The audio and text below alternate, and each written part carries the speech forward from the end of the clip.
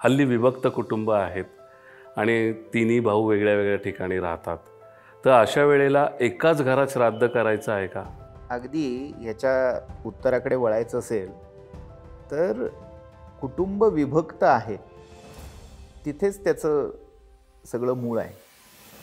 धर्मशास्त्राच्या परिभाषेमध्ये भिन्न पाक अशी संज्ञा वापरली. भिन्न पाक म्हणजे काय? ज्यांचा स्वयंपाक वेगवेगळा होतो, चुली वेगळ्या आहेत. विभक्त कुटुंबामध्ये एकाच मोठ्या बंगल्यामध्ये एकत्र जेवतायत पण राहतायत वेगवेगळ्या खोल्यांमध्ये, ह्याला आपण विभक्त कुटुंब म्हणत नाही.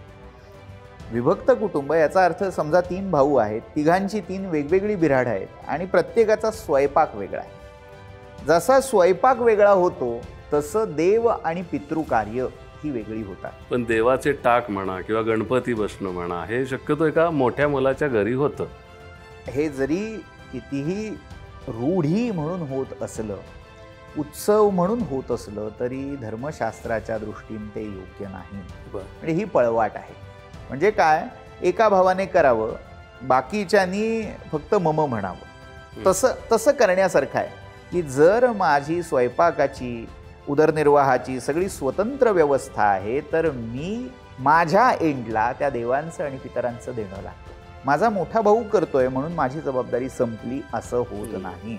जसं त्याने कमावलेलं तुमच्या घरात येत नाही, त्याने पैसे कमावले, तो कमावतोय ना, पुरेसं आहे की त्याच्या पैशावर आपला संसार चालत नाही.